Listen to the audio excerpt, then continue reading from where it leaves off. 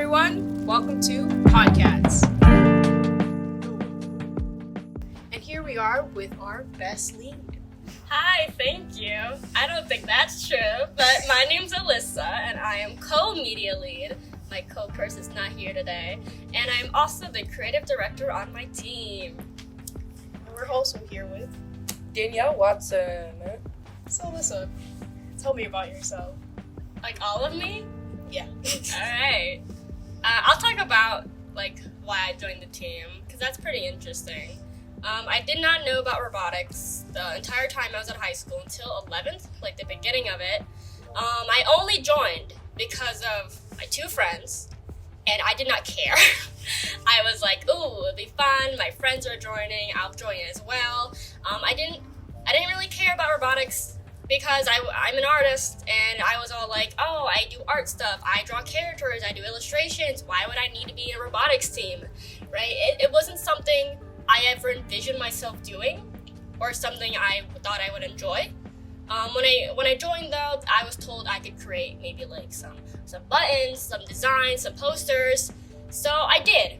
And at first it was kind of minimal, I'll be honest, but I had a lot of fun doing it. I did not expect that this would turn into some big thing where I am here every day and I love this team, because I really do. After build season started in 11th grade when I joined, I started doing the team banner, and I think that's when I started to pop off a bit. I did.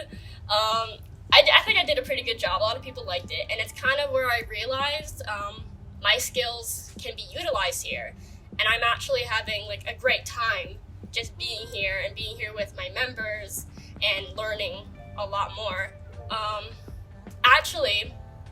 Before I joined, I actually wanted to quit being an artist. I was just gonna throw it away. I didn't know what I wanted to do really. All I knew was I liked art, but I didn't have a passion for it anymore. So because of robotics, that passion sort of sparked again. And now this is something I could see myself doing for a long, long time, right? So that's kind of my robotics lore, my robotics backstory. Now I just do as much art as I can. I do some of the promotional works, I do some buttons, I help out my fellow members with their work, and I'm having a lot of fun with it. So thank you for asking. Can you share some examples of successful projects you worked on and creative strategies behind them? My last year banner. That was my favorite work because I put in weeks worth on that banner. I love it. It won me an award and everything. Yeah, I like a lot of the work I do. What was the question? Yeah, successful works I've done. Let me delve on that. I love some of the buttons I've done. I think my most successful thing I've ever done was create our mascot, Steven. I am so proud of myself on that. And I didn't think it would become anything big when I first created it. I just knew we had a logo, we had the Sigma Cat character, so I fleshed it out a bit and I created my own little superhero version of him for a worksheet, right? I loved his design, and so did a lot of other people. So we turned him into this cute character that shows up in our social media pages and buttons and a lot of other things. He's like the face, sort of like a face of our team. That's a little narcissistic, but it's a great thing. I love Steven. I'm gonna be really sad when I leave and then I can't draw him as much anymore. But he's definitely my favorite creation.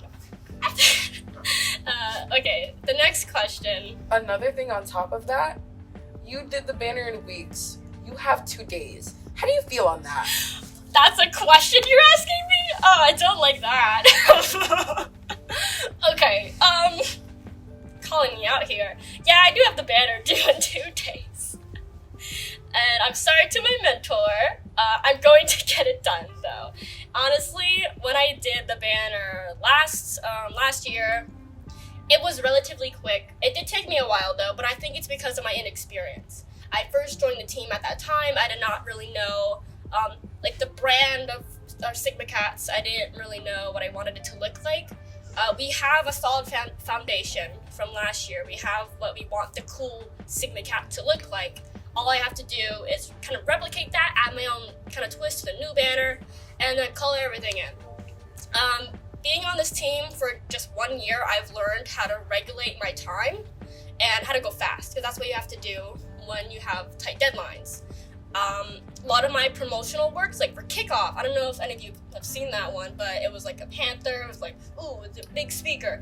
Yeah, that took me like a day, a few hours, because when I did that, it was like due the next day. So I had to speed run that one, and it turned out really good. I'm really proud of that still. It's just, you have to think about how much time you have, what is too much. It's okay to leave out some detail. I left out a few things I wanted to add on that promotional work just to get it done. And that's kind of what it's looking like for the banner. I had some other projects going on, and I did not regulate my time well enough. That's something you have to think about. But I believe the banner will get done, and because I have more experience, it'll turn out great. In your role, how do you balance artistic vision with practical considerations such as budget and timeline? Oh yeah, it's kind of what I was just talking about. So I'll just speak for kind of not just myself, but sort of how it is for a bunch of other members as well. I want my members to use as much artistic vision as they possibly can. Like, I want them to have that experience that I had. It took me a long time to get the place I'm at, where I'm comfortable with the brand and its branding and how to make Sigma Cat art look like it's Sigma Cat work, right? Even so, though, you need to keep it at a certain vision, right? You need to make it look a certain way so everything's coherent in the end, like on social media and newsletters and such. I guess when you say budget, right now I've never experienced any budget problems with media, at least with my work that I've done, right? A lot of our work comes from Adobe Photoshop and Illustrator, or even maybe art programs that you already have. And right, for us, we have Adobe Products Free, right? I guess the one thing that's kind of a hill or something that you have to keep in mind is just the brands and sort of how to make every single work look like it's all together and not just sparsed out, I guess, right? So every work sort of has like a blue theme in it. We would like to have our logos. All the buttons should probably have like a 108 theming in it, and we usually add Steven. Okay, how do you collaborate with other creative people? Over communication, one of our core values in the Sigma Cats. Like, okay, so I want my members to feel heard. I want them to do as much as they can. And I have this thing where it's like, I want to do a lot, because that's just the type of person I am. Like, I want to do as much work as I can, but I also want to give you guys the opportunity to express yourselves and have that artistic vision, right? This is my first year as a lead, so I don't think I'm perfect whatsoever, but I'm trying to communicate with my members, and I'm trying to hear them out, and I want them to do what they want, I guess, in their vision, while also keeping the Sigma Cat brand in mind, right? Even so, I've also listened to a few ideas that my members have had. I know, Danny, you've had the idea of recreating, what is it? The signs for competition, yeah. And we're doing that. We're actually going to do it. And that was a great idea. That's great. And even the buttons you made, that was really great. And I'm really glad you did that, because we're going to make them into real buttons. It was a really nice design, right? And that can go for every member, basically. So how can other teams recruit more artists? So this is a big one, right? Right, that's a really big question. I'm going to delve into that, because a lot of teams, I wouldn't say that. I would say a lot of teams may feel like they don't need artists, or a lot of teams don't recruit them as much or have ways to, right? Dillard is a very art-based school, so we have a lot of artists on our team, and that's great. I love that. It really is, right? Art is a big part of our team right now. We use our artists for multiple things, and I think a way to have other teams really sell their team to artists is to let them know that they offer like art positions or art tasks. And because when I first joined, I didn't know that was really an option, right? I only joined because I was told I could create like one thing and my friends were there. If other artists know that this is a really great opportunity for them to grow and for them to like have real job experience. I'm sure a lot of them will come flocking in. Artists love to draw. Artists love to create. I love to create. So just put on a flyer. Like, start presenting your team to art classes. Say you need artists for buttons, for promotional work, for marketing, because you can get real marketing experience. And I sure did. And now I really want a job in marketing, right? So for all the teams out there, I would say really get your team out into these different classes. Go to some art classes, put out some flyers, say you offer these opportunities for them, because you will get some more artists that way. We know you like to be very passionate about STEAM and how it's very important. Would you like to elaborate on that? Yes, I am the #1 STEAM advocator. It is STEAM and not STEM. We hear it a lot. I hear it quite frequently, actually. I hear STEM all the time, STEM robotics, STEM activities, this STEM jobs. It's STEAM. And it's STEAM because art is everywhere. Art is in design. Art is in your media. Art is in like all the products you make. The buttons is art. It's STEAM and it's not STEM. The A in STEAM is just as important as any other letter. Media does a lot of work for the team. A whole lot of work. Just all of production does so much. And it's something you can't really see. I've heard my mentor Zoki talk about it a lot. You can't really see what media and production is doing unless you really look at it. With mechanical, with electrical, you see the robot in front of you. They're doing work. But it's like production is like kind of in the sidelines. But we're still doing work almost every single day. I don't think I've had a day where I haven't been thinking about robotics. I haven't been thinking about the next project, what I should be doing. We all work so hard to make this team pop. And that's really what production and media does. We make this team shine. We show everyone what we've been doing. And without us, really none of our sponsors and none of our followers would know what's up, right? So art is just as important as any other department, as anything else that they do. And I think we should start saying STEAM and not STEM, because that's just not true. Can you discuss your approach to handling creative feedback, both from mentors and from members? This is a fun one because, I do get feedback for a lot of my work. I'm sorry for going back to the banner so much, but I remember when we first created the banner, I stood in front of the whole class, all of our members, and we discussed what the best design would look like. I had a bunch of sketches, and then we all spoke about what we want it to look like, what's best, what works, what doesn't work, and it was a great process. I hope to do it. I wish I could do it again this year. We might not have time, but I was able to make the banner the best it could be just because we had that conversation. It's great to have critique. It's great to get feedback on your work. I know some people, it kind of hurts to see something you took so long and something you cared so much about. You took blood, sweat, and tears to make this thing, and then someone says, "Oh, I don't like that part." It kind of hurts, but it's good to have because you want it to be the best work it can be, and it's always nice to get a different perspective on your work. Even this year, sometimes when I make different products, and even when I made the buttons, maybe for ArtServe, some of it wasn't great. Like some of the words I put, it wasn't right, or maybe there was something specific I had to add and I didn't add it, so I was told to change it, and that's fine, right? It's always good to have critique, and you should always embrace it instead of pushing it away. What role does visual identity, such as logos, color schemes, designs, play in our brand exactly? It's a big role. That's a huge role. That's a great question too, because it's something you have to think about when you're creating work for your business and your brand, especially for your robotics team, right? So whenever I create a new work, I always think about the colors that we use. And that just goes for every member too, right? You have to think about the colors we use, mainly blues, right? We don't want to see any reds in there. We don't want to see any poppy colors that takes more of the blues. We have to make it primarily blue because that is our team color.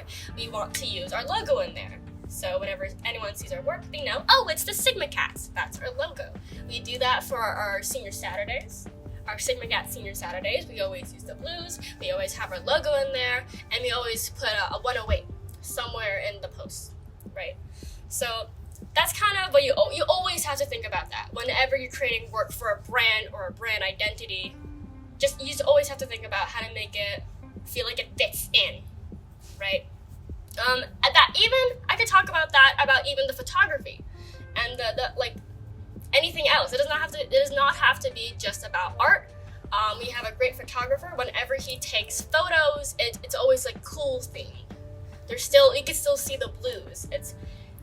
You never have like warm tones in those photos because that's just who we are, right? So whether it be art, photography, anything in your brand, it should always have a coherent theme and feeling in your work. I heard that we are speaking to an entrepreneur. Can you talk about that even more? Oh yeah, I am an entrepreneur. Thank you. And I wouldn't have been an entrepreneur if it wasn't for this team. I wouldn't have been a lot of things without this team, actually. So thank you to the Sigma Cats, right? I have a business called Cozy Companions, and it's basically, the short gist of it is I create stuffed animals and other products to help comfort those with anxiety and stress. I have learned a lot about branding and how to have a coherent vision in your business because of the Sigma Cats, right? Having this experience with logos and the color schemes and even typography. I had to make my own font and logo for my business. Having this experience with the Sigma Cats allowed me to create Cozy Companions. As an artist, how do you measure success? That's a tough one. That's a big okay. So I'm gonna go a little tangent. There's a lot of things you have to consider if the piece works or not, and you also have to consider who the piece is for, what it's for, what is the work, and what product is it. I can delve into a few things I've made over the year, right? When it comes to buttons, I've made a lot of good ones that I'm really proud of, right?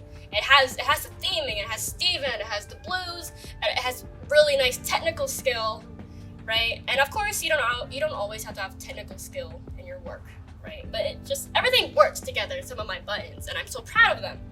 And then there's just a few that I don't like, right? And they're always reminders to me of maybe what not to do in future buttons. There's this one button that just doesn't follow our branding at all. Other people like it, and that's great, but I can't stand it. It doesn't follow our blues. It's more green, right? There's just a red. It doesn't work, basically, right? And I think it's because I wasn't feeling it that day. I let, honestly, my own insecurities get in the way of that one. I didn't even use our mascot, Steven, for it because I wanted to be different, right? And that happens, but then you learn from those mistakes. So, just a side thing, learn from your mistakes, and it's okay to make them, right? Well, that's on the button side, and the buttons they're either for competitions or for special events, but those would look different if I were to make a design for worksheets or worksheets for young students, right? They would have different vibes. Last year I created designs for our Sigma Cat worksheet, and we handed those out to elementary school students. Yeah. Those were cutesy. Those were fun. A lot of them involved line work, and there were coloring sheets, and they had a lot of fun activities in them. So that's where more of the cutesy vibe gets, and that's what I use Steven for a lot of. Even with our social media, we use Steven a lot because it's supposed to be fun. Our social media is supposed to be engaging. You're supposed to be like, wow, the Sigma Cats are so cool, they're so fun. Yeah, I love a little Steven. All of our promotional work is Steven because he's so cute. But then we go to our kickoff promotional work and our banner. Those have completely different vibes because it's meant for something different. Right? The banner is meant for competitions. We're meant to seem fierce, cool, we're there to win. We're there to have a great robot and look great. That's why I make the banner look fierce. I make it look, it's dramatic. It's a completely different style. but it still fits. And you can still tell it's from the Sigma Cats. I still have the logos in there. We have our whole name on the banner. We have the Sigma Cat, just not Steven. It's like an actual Sigma Cat. So that's kind of what you want to do, and that's where you want to have that balance in your work. Even with the kickoff promotional work, I wanted that to look more serious than like our Steven posts, because kickoff is a big thing. Like, oh, we're getting hyped for Crescendo, we're getting hyped for the new game. So we want to look fierce and we're ready to pounce, right? So that's, you just kind of have to think about what is your work for, who is it to, and like your target audience. And that's what you really want to focus on. Artist to artist, how do you manage the art style? For example, Steven, was it your art style or was it something you tried to match with the theme? And if so, what's a note for future artists? I have a lot of art styles. Honestly, no, I've never drawn the way I have for Sigma Cats before I entered the team, actually. So I guess it is kind of something I use for the team. It's my team style, I suppose. We have this chibi character style that we use a lot, and it's something that I created that a lot of our members use. I can see it happening. It's like, it's not Steven, it's like our members, but it's a chibi version. So we do that style a lot, and I guess that's the Sigma Cat style. But really, even though it's something that I created, it's something a lot of people use, I recommend like all members to explore with it. I don't think we need to have a set style. I think we have two different moods, something more fun and something more serious, but I think we can expand it and maybe explore on different kind of styles for different kind of works, right? I don't think you guys have to copy my style in any way. It does make everything coherent, so maybe, I guess, derive from it, but use your own vision of it, right? You don't have to be a copy of anyone. I want to see you and your work, right? For artists who are just like now experiencing what it feels like to, get out there and, express their art in new ways, what advice do you have for them to explore more into the industry? Just go for it, I guess. Because with me, even in like 10th grade, I was like a hermit. I was sheltered. I didn't do much with my work. But now it's like, I feel like metamorphosis. I'm a butterfly now. I'm going across different things, right? I'm in social media now. I'm sharing out my work with more people. Social media is a great place to start sharing out your work and getting out there in the field, right? I've had commissions because I've promoted my work on Instagram. I've made connections just because of my team. I've made a lot of art connections, and that's gotten me more job opportunities, right? Just explore, right? Just do, if you have a dream, just go for it, right? With my business, it was just a dream at first. Something I never thought I would ever create one in my entire life, right? But because I wanted to, I spent countless hours and days just trying to create something that fit with me, something that I cared about, something I liked. And I'm not done, like, at all. Like, my journey is still growing, and that's how it's going to be for a lot of artists. You're never going to end this journey of improvement. You're always going to improve. You're always going to make more work. You're always going to find something you like more than you thought you liked the other thing. I thought I only liked creating characters. I thought I only wanted to create an animation one day and some stories, and that's it. But now I want to have a business. I want to go into marketing. I want to be a Sigma Cat mentor. Something I never thought I wanted to do. But here I am.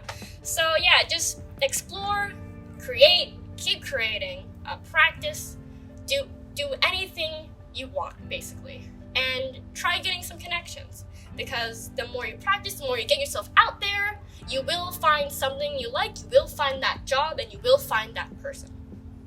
You spoke about, your Instagram, your art one, and your business, but you didn't even say, at Instagram, Cozy Companions, or personally, you're better than me. Whoa, okay, I don't want to do no shameless plug, but if you want to follow my art, Salty Kaluanna, Salty Kaluanna, if you want to follow me for my work. and also my cozy companions if you want to get into my business. Thank you very much for the plug, Danny. I want to know, how has the Sigma Cats affected your creative process, or how the way you see your art or create art?